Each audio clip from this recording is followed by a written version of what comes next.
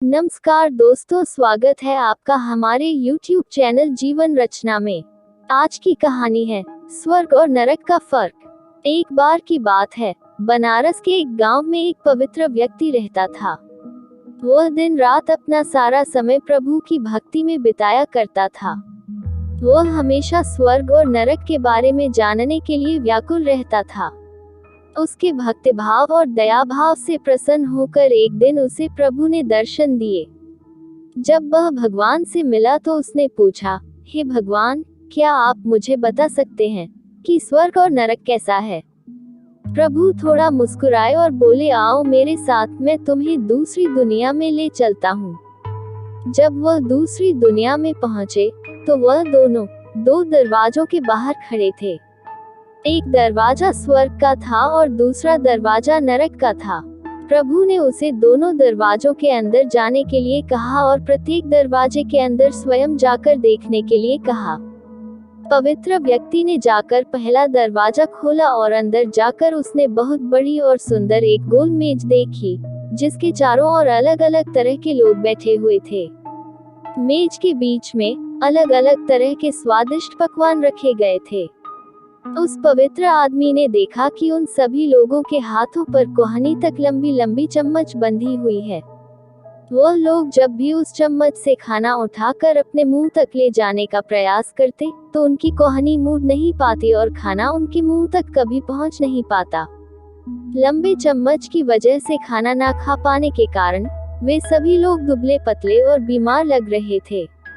इस कारण निराशा उनके चेहरे पर साफ साफ झलक रही थी। वहाँ के लोग बहुत दुखी थे। वहाँ पीड़ित लोगों के दुख को देखकर पवित्र व्यक्ति कांप उठा। वह उस कमरे से बाहर आया और प्रभु से कुछ वार्तालाप करने के बाद उसने दूसरे कमरे का दरवाजा खोला। दूसरा कमरा बिल्कुल पहले कमरे जैसे ही था। कमरे के अंदर बड़ी गोल मेज और उसके बीच में अलग अलग तरह के स्वादिष्ट पकवानों के बर्तन रखे हुए थे। वहाँ बैठे सभी लोगों के हाथों में भी लंबे लंबे चम्मच बंधे हुए थे। लेकिन यहाँ के लोग बहुत तंदुरुस्त और स्वस्थ थे। वे एक दूसरे की तारीफ कर रहे थे और बहुत ही प्यार से खाना खा रहे थे। पवित्र व्यक्ति यह देखकर बहुत प्रसन्न हुआ और उस कमरे से बाहर आ गया। फिर पवित्र व्यक्ति प्रभु के पास गया और उसने कहा, हे प्रभु, मुझे समझ नहीं आ रहा कि दोनों ही कमरे एक जैसे थे, फिर भी एक कमरे के अंदर के लोग बहुत तंदुरुस्त और निरोगी थे, वहीं दूसरे कमरे के लोग बहुत ही निराश और रोगी थे। प्रभु ने उस पवित्र व्यक्ति को समझाया, आपने देखा होगा कि उनके पास जो लंबे चम्मच थे वह दूसरे को खाना खिलाने के लिए ठीक ठाक है, लेकिन खुद को खिलाने के लिए ठीक नहीं है। आप जिस कमरे के अंदर पहले गए थे वह नरक था। वहाँ के लोग लालची और बेईमान हैं। वहाँ के सभी लोग स्वार्थी होने के कारण वह केवल अपने ही बारे में सोचते हैं, दूसरे की मदद नहीं करना चाहते हैं, जिसके कारण वे अपना पेट नहीं भर पा रहे हैं और दुख झेल रहे हैं। वही दूसरा कमरा स्वर्ग का था। स्वर्ग का कमरा उन सभी लोगों से भरा हुआ है जो निस्वार्थ होकर एक दूसरे की परवाह करते हैं और एक दूसरे से प्रेम करते हैं।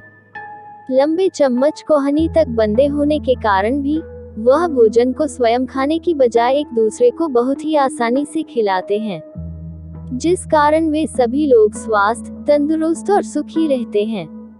वे सभी लोग स्वर्ग में अपना जीवन अच्छे से बिताते हैं। प्रभु ने उस पवित्र व्यक्ति को बताया कि यदि हम एक दूसरे का फिक्र और देखभाल करें तो हम अपने जीवन को स्वर्ग की तरह बना सकते हैं और अपना जीवन तंदुरुस्त और बहुत ही खुशहाल जी सकते हैं। दोस्तों, इस छोटी सी कहानी की तरह ही हम चाहे तो हमारे जीवन में इसी पृथ्वी पर ही स्वर्ग या नरक दोनों का अनुभव कर सकते हैं। अगर हमें स्वर्ग का अनुभव करना है तो हमें पहले दूसरों के बारे में सोचना होगा, दूसरों को खिलाना होगा, दूसरों की मदद करनी होगी।